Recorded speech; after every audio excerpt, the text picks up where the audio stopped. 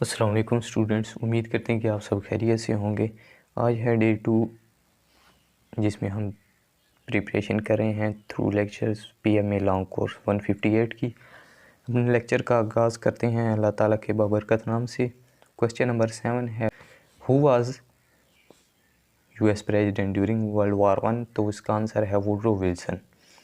Woodrow Wilson का यहाँ पर जानना इसलिए ज़रूरी है क्योंकि जब वर्ल्ड वार 1 एंड हुई 1918 में, इसने एक एजेंडा सामने पेश किया वर्ल्ड के सामने कि एक ऐसी इंटरनेशनल ऑर्गेनाइजेशन बनाई जाए जो कि काम करे मीडिएटर का, ताकि तमाम तर वर्ल्ड के मसाइल टेबल टॉक के ज़रिए या फिर बातचीत के ज़रिए हल किए जा सके और आइंदा कोई भी मुल्क जंग की तरफ ना बढ़े। इस ऑर्गेनाइजेशन का नाम था लीग ऑफ नेशंस, जिसमें वुडरो विल्सन का बहुत ही इन्फ्लुएंशियल रोल था। और 1918 में ये लीग ऑफ नेशंस इस्टेब्लिश की गई थी और इस मकसद से की गई थी कि आइंदा ये वार को रोकने में एक मस्बत किरदार अदा करेगी। लेकिन जब 1939 में दोबारा से वर्ल्ड वार 2 शुरू हो गई तो फिर से इसका मकसद जो है वो अधूरा रह गया और इसे फॉर्मली जो डिज़ाल्व किया गया था वो 1946 में डिज़ाल्व किया गया था, जबकि इसको रिप्लेस किया गया था यूएनओ के साथ, यूनाइटेड नेशन ऑर्गेनाइजेशन के साथ, जो कि 28 अक्टूबर 1946 में इस्टेब्लिश हुई थी यूएन। और फॉर्मली जो है वो लीग ऑफ नेशंस को डिज़ाल्व किया गया था और यूएनओ को तमाम तर पावर्स सौंप दी गई थी। नेक्स्ट हमारा जो क्वेश्चन है वो ये है कि हु वोन दी 2023 यूईफा चैम्पियनशिप लीग। ये हमारा प्रीवियस लेक्चर में भी क्वेश्चन था कि यूरोपा लीग किसने विन किया था 2024 का, और अभी आ गया हमारा क्वेश्चन कि यूईफा 2023 का चैम्पियनशिप किसने जीता था। तो ये जीता था मैनचेस्टर सिटी ने ये जीता था। कुछ इन्फॉर्मेशन आपको दे देते हैं यूईफा की, जो कि प्रीवियस लेक्चर में भी दी थी। यूईफा की फुल फॉर्म है यूनियन यूरोपियन फुटबॉल एसोसिएशन, जो कि यूरोपियन फुटबॉल को गवर्न करती है, और इसकी पेरेंट ऑर्गेनाइजेशन है फीफा, FIFA। फीफा इसकी पेरेंट ऑर्गेनाइजेशन है जो कि पूरे वर्ल्ड के फ़ुटबॉल को एसोसिएट करती है, लेकिन जो यूईफा है ये पर्टिकुलरली यूरोपियन फुटबॉल को गवर्न करती है। नेक्स्ट हमारे पास जो क्वेश्चन है वो ये है कि what is the capital of Canada. Capital of Canada Ottawa, जो कि यहाँ पर तो लिखा गया, लेकिन आपको एक ट्यूटोरियल सिखाता हूँ। वर्ल्ड एक्सप्लोरर में आपने जाना है और कनाडा की लोकेशन को आपने क्लिक करना है। ये आपको बेसिक इन्फॉर्मेशन प्रोवाइड करेगा, इसकी ऑफिशियल नेम भी आपको बताएगा, इसका फ्लैग बताएगा आपको, और इसी के साथ इसका कैपिटल, करेंसी और पॉपुलेशन भी आपको बताएगा। अगर आपके पास ये फ़िलहाल VMA वर्ल्ड एक्सप्लोरर नहीं है तो आप हमें टेक्स्ट कर सकते हैं और इनरोल कर सकते हैं हमारे PMA 158 लॉन्ग कोर्स के प्रिपरेशन बैच में। नेक्स्ट हम क्वेश्चन की तरफ जाते हैं। The currency of Mongolia. Currency of Mongolia है तोगरुक, और ये करेंसी भी आपको वर्ल्ड एक्सप्लोरर में मिलती है जब आप किसी कंट्री पे क्लिक करते हैं, और ये आपको करेंसी भी बताता है beside other informations. Next question हमारे पास है which country mediated between Saudi Arabia and Iran, और इसका आंसर है चाइना। इसके बारे में थोड़ी इन्फॉर्मेशन आपको देते हैं कि ये मीडिएशन कब हुई थी। ये मीडिएशन हुई थी 2023 में। 2023 में मीडिएशन हुई थी। जैसा कि आपको पता है कि ईरान और सऊदी अरेबिया के ताल्लुकात कुछ ठीक नहीं रहते, तो ये मीडिएशन कराई थी चाइना ने। और किधर हुई थी ये? बीजिंग में 2023 के मार्च में मार्च 2023 में ये बीजिंग में मीडिएशन हुई थी, जिसमें चाइना ने दोनों को टेबल टॉक के ज़रिए समझाया था कि आप दोनों जो हैं वो अपने खिते को तरक्की और खुशहाली की तरफ लेकर जाएं, ना कि अपने बामी नफ़ा की वजह से अपने खिते में अमन और सुकून बर्बाद करें। नेक्स्ट हमारे के पास जो क्वेश्चन है वो है, who was the leader of south Africa. South Africa यानी कि जब इसने इंडिपेंडेंस हासिल की थी तो इसका जो लीडर था उस वक्त पे वो कौन था? Nelson Mandela. ये बहुत ही मोटिवेशनल फिगर हैं वर्ल्ड हिस्ट्री में और इनकी कुछ बेसिक इन्फॉर्मेशन आपको देते हैं कि नेल्सन मंडेला ने कई साल जेल में काटे अफ्रीका में। लेकिन यहाँ पर कुछ हैरानकुन मालूमात ये है कि जब साउथ अफ्रीका आज़ाद नहीं था तो आज़ाद कैसे नहीं था? क्या इसमें किसी कॉलोनी ने कॉलोनाइज़ किया था इसको?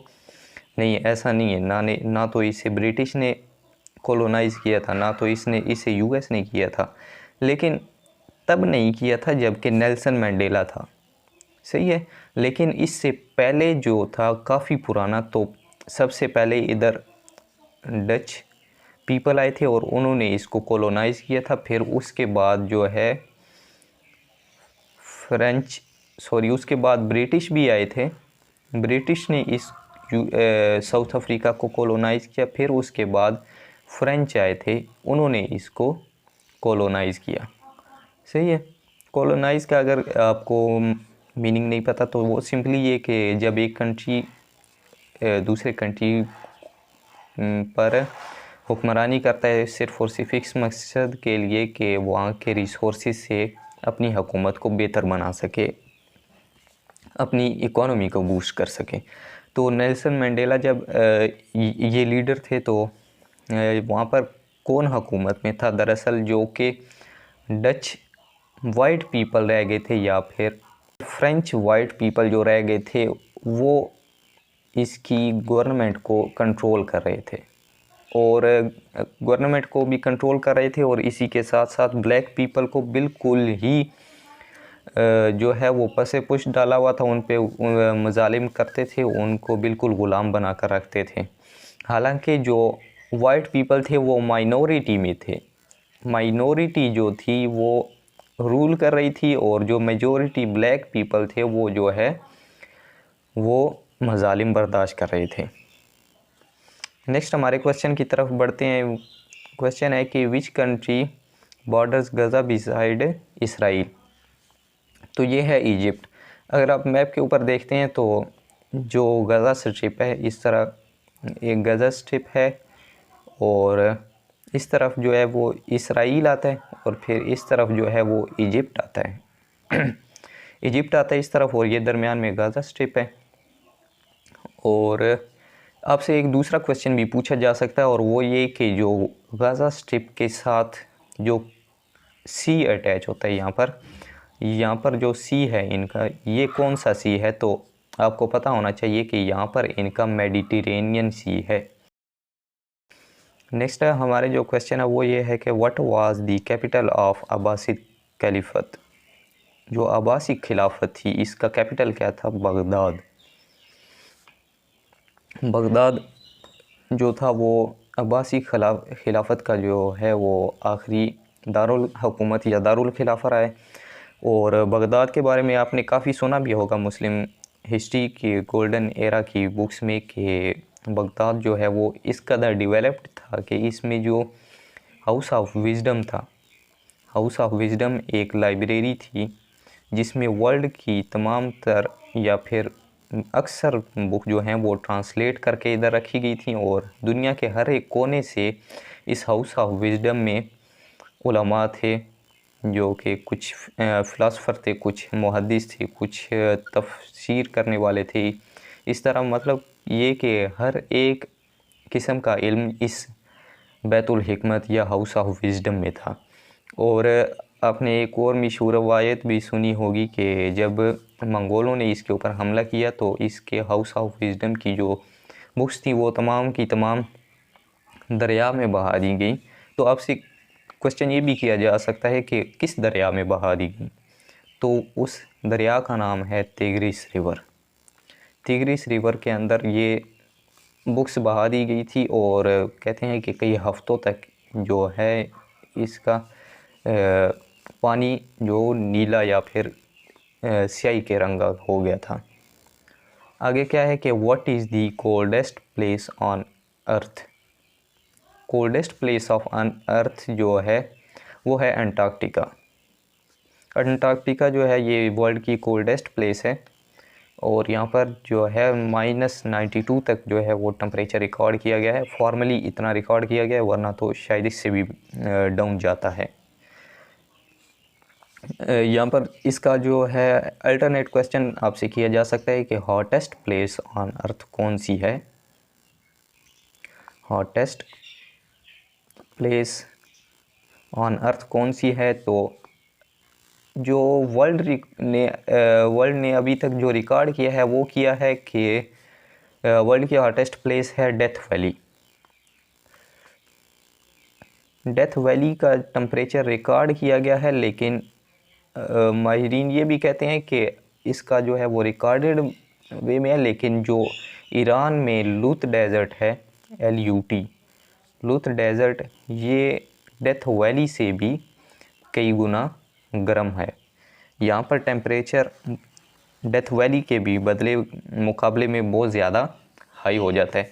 डेथ वैली जो है ये कैलिफोर्निया USA में है। कैलिफोर्निया जो है वो स्टेट है और USA जो है ये कंट्री है जिसमें डेथ वैली लोकेटेड है। और यहाँ का जो टेम्परेचर है वो एज़ हाई एज़ रिकॉर्डेड जो है वो 56.7 डिग्री सेल्सियस। और जो लूत डेज़र्ट है जो कि सैटेलाइट के ज़रिए जो है वो किया गया है, एस्टिमेट किया गया है, तो वो है 70 डिग्री सेल्सियस तक इसका टेम्परेचर हाई हो जाता है समर सीज़न में। और एक दूसरी एडिशनल इंफॉर्मेशन कि जो यहाँ पर दिया गया है, डेथ वैली का टेम्परेचर दिया गया है, ये एयर टेम्परेचर है, यानी कि वहाँ की हवा किस कदर गर्म हो जाती है। और जो लुत डेज़र्ट ईरान का टेम्परेचर है वो एयर टेम्परेचर है, क्योंकि सैटेलाइट तो एयर ही का टेम्परेचर मेजर कर सकते हैं।